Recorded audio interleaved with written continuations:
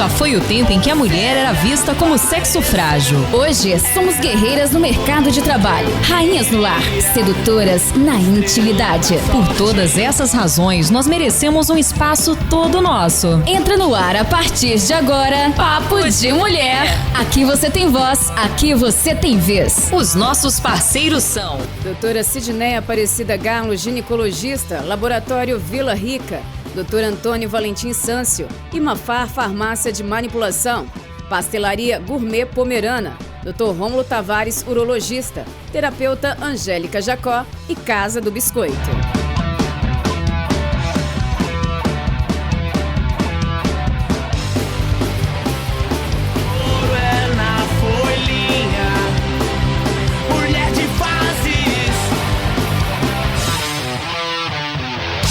Ótima tarde para você em sintonia com a Pomerana FM. É um prazer estar no ar em mais uma edição do nosso Papo de Mulher.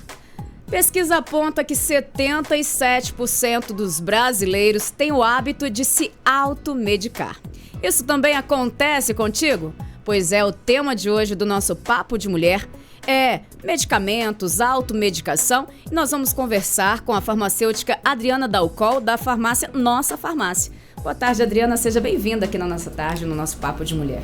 Boa tarde, queridos ouvintes. É um prazer estar aqui, Marcinete, porque é sempre bom a gente poder estar colaborando, né, com o entendimento desse assunto aí com as pessoas, para elas ficarem mais por dentro sobre a automedicação. Não sai igual, 77% é muita gente. Realmente. Né? Bem, explique pra gente então o que é a automedicação e quais os riscos de se tomar um remédio sem orientação. Então, vamos lá. Os riscos de uma automedicação são muito sérios. Por exemplo, a pessoa ela pode estar tomando um medicamento que foi até indicado por outra pessoa, porque naquela ocasião fez bem para aquela pessoa, está apresentando sintomas parecidos e também é indicado para aquela pessoa. Entendendo que cada organismo é um e que a gente precisa de orientação para tomar um medicamento, acontecem muitas reações adversas nos medicamentos, que podem piorar o quadro. Interações medicamentosas, medicamentos com alimento, com bebida, ou entre os próprios medicamentos que a pessoa está tomando. E também, uma coisa muito séria, ela pode mascarar sintomas, por exemplo, assim... De doenças... de doenças mais severas, de doenças mais graves, entendeu? Então, você está tomando, eu tô com uma mera dor de cabeça. Sempre tem um medicamento em casa e tal, porque a gente tem mesmo, né? Sim. Aí vai tomando e tal, e não procura um médico, não procura, assim, entender melhor sobre o que está acontecendo. Causando, né, a raiz do problema. E continua se automedicando, mascarando um sintoma, talvez, de uma coisa pior, na hora que vai descobrir, já está tarde demais, né? Então, isso é muito sério. E também pode gerar, por exemplo, danos a outros órgãos, como, por exemplo, o fígado. Trata um e resolve outro. E piora outro, né? Aí. Ou traz um problema para outro. Sim, exatamente. Danos ao fígado, aos rins, estômagos, né? Então, isso é muito sério, a questão da automedicação, né? Bem, por falar em medicamentos, qual a diferença de um medicamento genérico, similar e de marca? Vamos lá, então. Essa pergunta é pergunta de muitos clientes, sabe? No balcão. Às vezes a pessoa fala assim, o médico passou isso aqui, mas eu posso trocar? Às vezes até por causa do preço e tal, né? Então eles têm muitas, assim, dificuldades de entender. Vamos lá. O medicamento de marca, o medicamento que a gente chama de referência, foi um medicamento que foi lançado por uma empresa farmacêutica que passou por testes, né? Que passou por pesquisas, apresenta uma eficácia, uma segurança. Por muitos anos essa pesquisa, depois ele é lançado no mercado. Sim. O medicamento genérico é cópia do referência. Depois que esse já passou a patente ali no caso. Isso, né? Exatamente. Geralmente é de 10 anos, né? Costuma ser ou não? Exatamente, entre 10 anos. E ele é uma cópia do referência. Os mesmos ingredientes na mesma dosagem. Tem o mesmo padrão, a mesma miligrama, eficácia, segurança garantida. E por que ele é mais barato? Ele, na verdade, não passou pelos testes. Os testes já foram realizados, então ele já vai pegar a molécula, né? E vai botar à venda. No caso, ele sempre vai ter aquele G grandão do genérico na taxa amarela, né? Taxa amarela, para a pessoa entender que é um medicamento genérico. Mas ele apresenta a mesma bioequivalência do referência, do marca, né? O que seria isso? É a medida do quanto o medicamento é absorvido no corpo. Então, se o referência é absorvido tantos por cento daquele princípio ativo, o genérico dele tem que ser também. Então, não fiquem na dúvida, posso ou não posso trocar? Pode trocar. Genérico e de marca, mesma coisa. Agora o similar, são cópias, referências. O similar, ele contém o mesmo princípio ativo, parecido, né, com o do referência, mas ele pode apresentar uma certa assim, diferença na dose, nos recipientes, na forma farmacêutica. Então, eu não posso dizer que ele é uma cópia fiel do referência. O certo é o genérico. O certo é o genérico, isso aí. O similar só quando o médico autorizar, né? Sim, porque tem muitos similares assim que tem um preço mais acessível e também eles são bons, eles apresentam a eficácias desejadas, entendeu? Porque varia muito também de organismo para organismo. Sim. Tem pessoas que estão tão acostumadas com aquele que se você apresentar um outro, ele vai falar assim, não, talvez até psicológico, não faz o efeito desejado em mim. Então, o psicológico manda muito, né? Também. Mas às vezes também não faz, né? De verdade. Bem, como você citou, muita gente tem aquela farmacinha em casa. Há uma maneira correta de guardar os medicamentos em casa? Sim, tem uma maneira correta sim, tanto em casa quanto na própria farmácia, né? O local tem que ser fresco, um local seco, não pode ser um local úmido. E fora do alcance das crianças, né? A gente tem que tomar muito cuidado com isso. A gente vê muitos casos, né, de crianças aí que ingeriram medicamento porque estava ao alcance delas, né, em casa. Manter as suas embalagens sempre originais, para você saber o prazo de validade. Que às vezes tirou um comprimidinho, o nome do medicamento some, né? Some, exatamente. E principalmente a data de validade. Nunca pode armazenar, Marcinete, em banheiro, porque é um local úmido, é um local que apresenta muito calor. Então, altera a instabilidade do produto. Tem gente que tem a mania de deixar, né, naqueles cômodozinho, no armáriozinho, mas não pode. Para lembrar, né, mas não nem o medicamento líquido não pode, tá? Que altera, então, a eficácia dele, com certeza. E tem alguns medicamentos que tem que manter em geladeira, né? Então também tem que prestar atenção nisso. Sempre verificar realmente a data de validade e nunca compartilhar o seu medicamento, porque deu certo em você, você pode sair por aí indicando para outra pessoa, né? Não vale isso, corta isso. Com certeza não. Bem, e quando o medicamento vence ou quando se sobra um medicamento, por exemplo, de um antibiótico, por exemplo? O que fazer com esses medicamentos? Então, existem como descartar? Existe local adequado para você fazer o descarte, né? Onde? Então, tem farmácias, por exemplo, eu já peguei muitos, né? E tem farmácias também que não se importa de pegar, porque às vezes é uma farmácia doméstica que a pessoa tem lá, são poucos produtos, a gente coloca no descartável que a gente tem lá também, manda para o local certo, né? Mas aqui na prefeitura, inclusive, tem o órgão que recebe isso daí, né? Lá na prefeitura. Então, a gente manda para lá, já em embalagem certinha, né? Para fazer o descarte. Você não pode descartar medicamento em qualquer lugar. O líquido, você vai lá, despeja na pia, ou no vaso, ou joga em qualquer lugar. Não pode, porque corre o risco de contaminação, né? Então, tem que ter todo um cuidado em relação a isso daí também.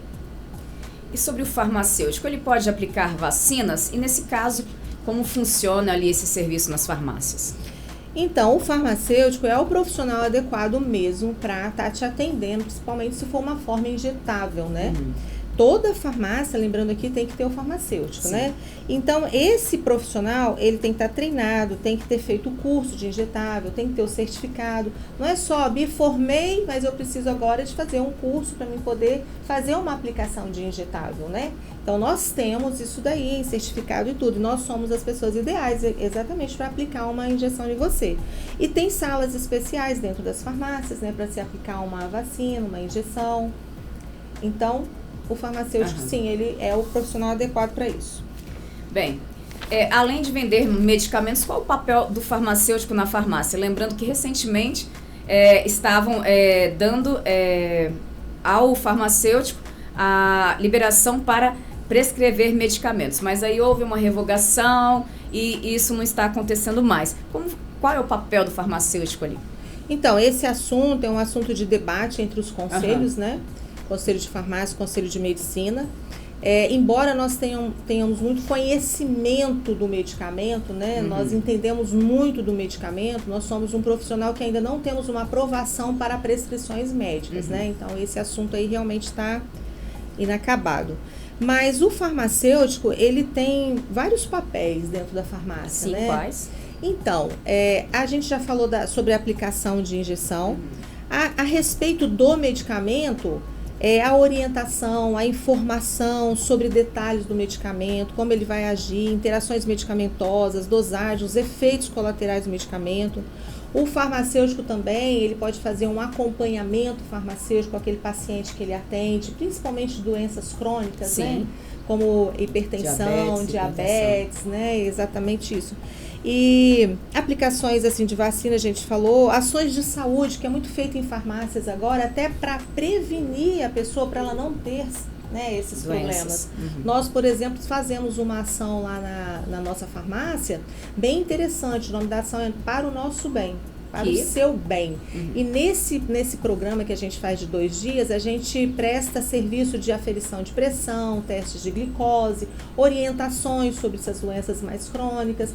Às vezes o paciente ele tem até uma orientação de se prevenir para não chegar a ter. Então a prevenção, a orientação, ela vale muito, ela é o melhor remédio. E como é o controle desses medicamentos na farmácia que precisam de receita, como antibióticos e tarja preta?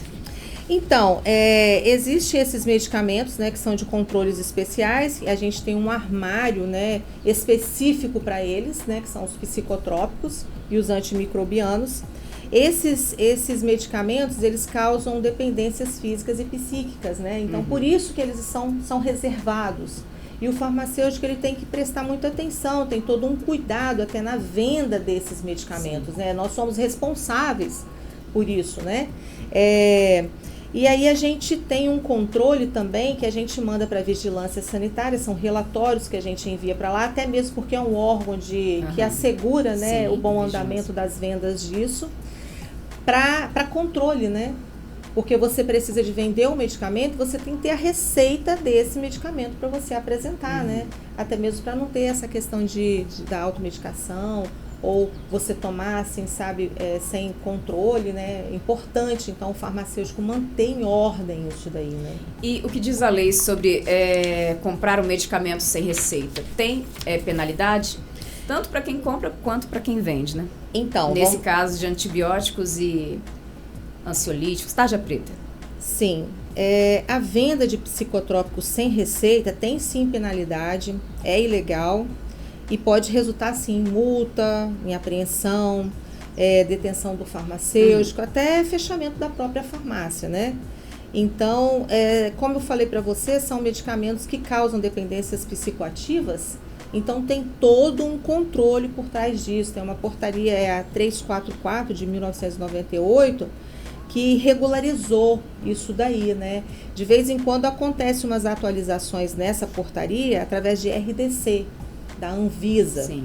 Mas existe sim as penalidades para quem faz esse tipo de serviço errado mesmo. E para quem é fã de chás e produtos naturais, os fitoterápicos, eles são mesmo seguros? Então, acha que dá para tomar assim só porque é fitoterápico, dá para se encher de fitoterápico? Então, esse é um assunto bem legal, que eu particularmente também gosto muito de chá, né?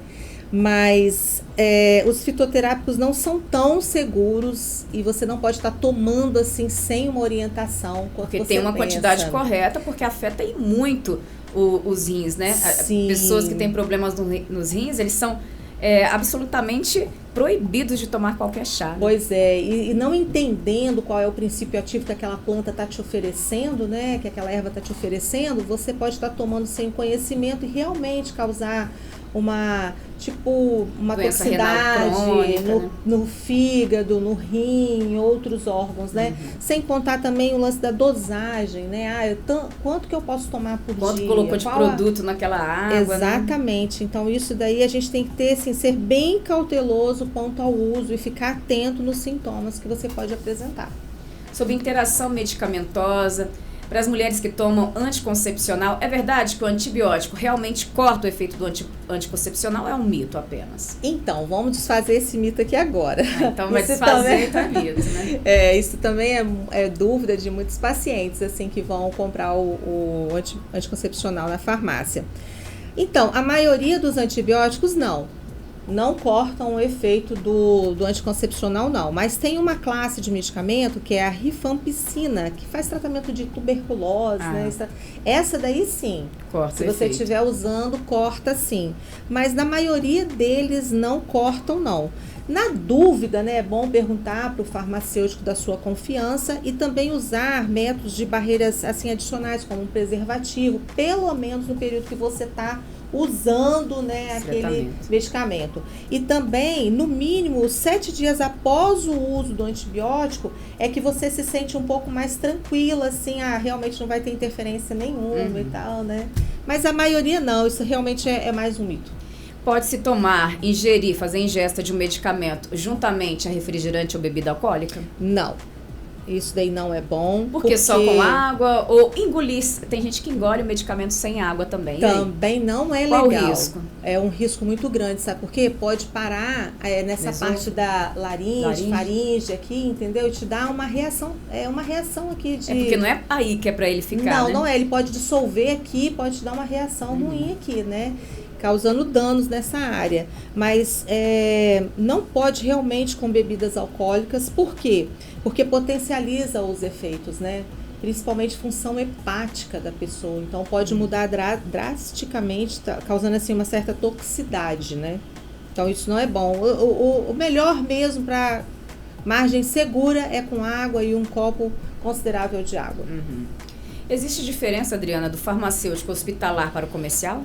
Existe. Na formação, Marcinete, não existe. Todos eles vão passar pela formação normal. Mesma formação. Só que existe na atuação profissional. A diferença é na prática das responsabilidades farmacêuticas. O hospitalar, por exemplo, ele vai fazer a distribuição, o gerenciamento do medicamento dentro de uma instituição de saúde.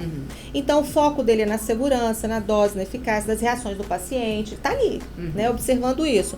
Já o farmacêutico da drogaria, do comercial, ele lida com a dispensação, com a venda, né, faz a orientação, o atendimento, mas ele não participa diretamente da terapia.